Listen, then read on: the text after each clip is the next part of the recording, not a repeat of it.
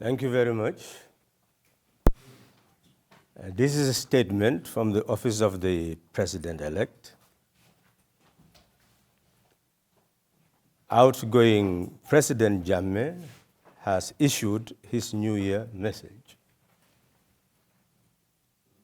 President-Elect Barrow has requested for this statement to be issued in response to the salient points raised by the outgoing president.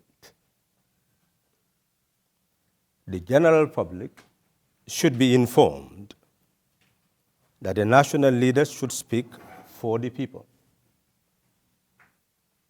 The speech of a national leader should inspire certainty and hope, rather than promote uncertainty and despair. A New Year message from a head of state is designed to take stock of the past and present and inspire hope in people for a better future. At this juncture, the public is fully aware that there is an incoming and an outgoing president in the Gambia. The incoming president has informed the Gambian people that he is declared the winner of the 1st December 2016 polls and is mandated by Section 63, subsection 2 of the Constitution to assume office when the term of outgoing President Jammmeh expires this month. This is projected to be on the 19th January 2017. He has therefore called on the outgoing president to open up the channel of communication so that for the first time in Gambian history, executive power would be transferred from an outgoing president to an incoming president through peaceful means. President-elect Barrow has emphasized in no uncertain terms that the only time the ECOWAS, AU, and the UN would have a foothold in managing Gambian affairs is if two presidents fail to do with impeccable thoroughness what the Constitution of the Republic demands of both. Section 41 of the Constitution of the Gambia has given the Independent Electoral Commission the mandate to conduct elections, and Section 81 mandates it to announce the results. This has been done, and President-elect Barrow is the winner. Section 63, subsection 2 makes it mandatory for President Jammmeh to vacate office when his term expires, and for President-elect Barrow to assume office on the same day, which is scheduled for 19th January 2017. President-elect Barrow, ECOWAS, AU, and the UN have calculated their steps. Outgoing President Jammmeh should also calculate his steps so that no mistakes would be made that would undermine the peace and security of the country. It should be crystal clear that filing an election petition is a private matter of a loser in an election. It does not prevent mandatory constitutional processes from taking place. This is trite law. All students of electoral jurisprudence in Africa would have followed the election petitions in Nigeria, Ghana, etc., and should be able to advise the outgoing president that an election petition in court does not prevent any victor from being sworn in to assume political office. This is the simple and elementary truth that outgoing President Jammmeh should take note of. Needless to say, when his term expires, he would have no constitutional mandate to be the commander-in-chief of the armed forces of the Gambia or be duty-bound to defend the sovereignty of the country. He would be a private citizen like everybody else. Any president whose term of office expires, who takes up arms, would undoubtedly be regarded as a rebel leader. This is the candid reading that any mature leader should derive from the declared position of ECOWAS and the rest of the international community. On the election petition, it has been made very clear to the Gambian population that any presidential candidate and his party could file elections petitions under Section 49 of the Constitution when one has any grievance. Even though President-Elect Barrow and the coalition were privy to the fact that there was counting at polling stations, which enabled the parties to know the results before they were declared by the IEC, campaign is not being done to discredit the APRC petition.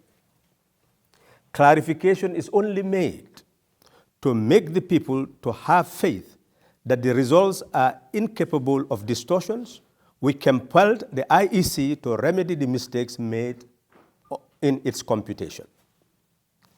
In his address to the nation, the outgoing president, however, showed the shade of uncertainty by claiming that the chairman of the IEC invited all political parties to the headquarters of the IEC to inform them of the errors and its ratification of the figures without specifying the number of votes transposed and added to Adama Barrow's nationwide.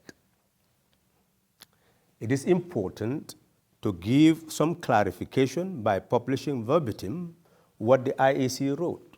It reads in its press release, entitled Error in the Total of Final Election Results. According to the IEC press release, the tabulation of the 2016 presidential election results from the 53 constituencies was done correctly, their own words. Furthermore, it said, regional election results were also tabulated correctly from Banjul to Basse administrative areas, their own words. However, it added, when the total votes per region were being tallied, certain figures were inadvertently transposed. Instead of adding the total number of votes polled by Mr. Adama Barrow in the Basse administrative areas, the IEC added the total number of ballots cast for Basse administrative area to Adama Barrow's total number of votes, thus swelling the number of votes Mr. Barrow polled nationally. This error was repeated across for the other contesting candidates, their own words. Having noticed this, the error is now corrected, and this is the actual result. Barrow, Adama Barrow, 227,708 votes. Jammmeh Yahya, AJJ, Sheikh Professor Alaji, Doctor, 208,487 votes, 208,487 votes, and Kande Mama, 89,768 votes. Let me repeat so that it will be incapable of distortion. According to the IEC press release, Adama Barrow, 227,708 votes.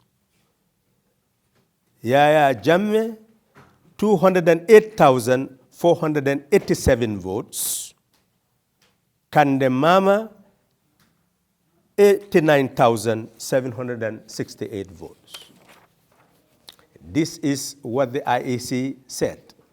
To conclude, the IEC said, this result, which has not changed the status quo, was unanimously endorsed by the representatives of the contesting candidates at Election House this morning, 5th December 2016. That is what the IEC wrote. The IEC has explained what happened. It is only the APRC candidate who has decided to file an election petition against the IEC. President-elect Adama Barrow is not made a party to the petition. The contradictory remarks of the outgoing president must be addressed. The New Year message has altered the original remarks of the outgoing president, which made many people to call on him to step down now, which is not in line with his constitutional mandate. President-Elect Barrow has never called on him to step down. He has called on him to transfer power to him in peace when his term ends and the term of President-Elect Barrow begins.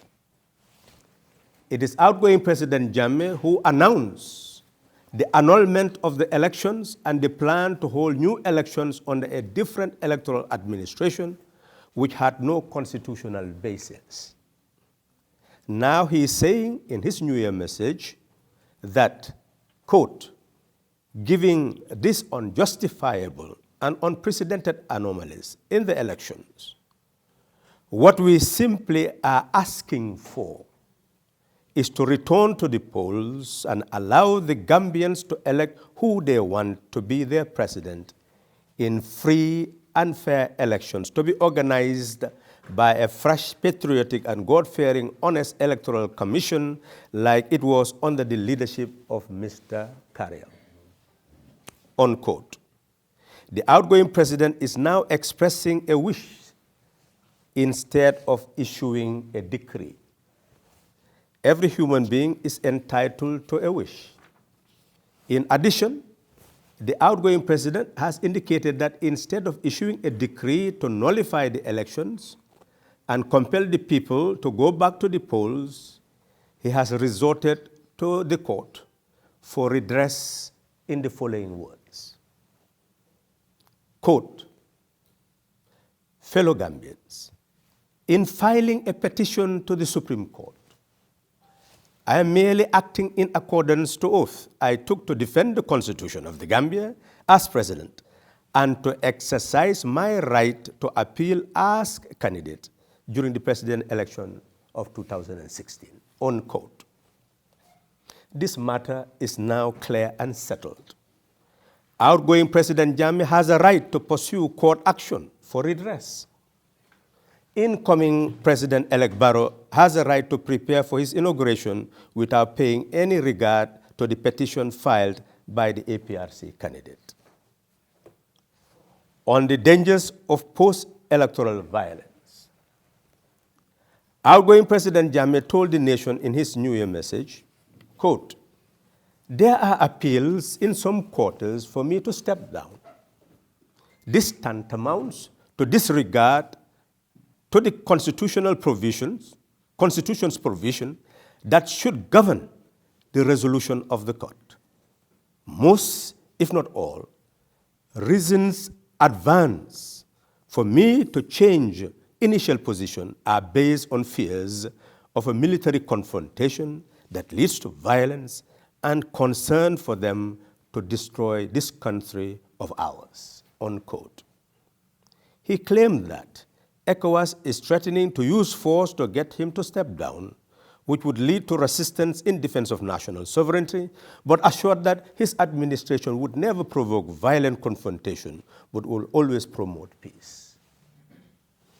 He said ECOWAS would remain unsuitable to mediate unless the members recognize his right to go to court for redress. The way forward. There are two parts to national sovereignty. There is the sovereignty of territory or territorial integrity and the sovereignty of citizens. The focal point now is the sovereignty of citizens. Section 1, subsection 2 of the Constitution states, the sovereignty of the Gambia resides in the people of the Gambia, from whom all organs of government derive their authority, and in whose name and for whose welfare and prosperity the power of government are to be exercised in accordance with this Constitution. The citizens have spoken. Before one talks about territorial integrity, one must talk about the sovereignty of the people, the owners of the country. It is President-Elect Barrow who has derived the authority to govern from the consent of the majority. The Constitution says that outgoing President Jammmeh should hand over executive power to him when his terms expires.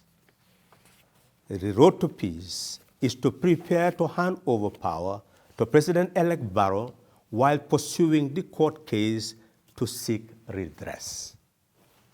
All those who are counseling for such peaceful transfer of power to be effected should be listened to as friends of the Gambia. Where there is a will, there is a way. The peace and security of the country rest entirely in the hands of the Gambian people. And at this very moment, it rests quietly in the hands of the incoming and outgoing president. If both adheres to the dictates of the Constitution, justice will prevail and Gambians will be united to carve a nation that will guarantee them freedom, liberty, and peace for all times. Thank you.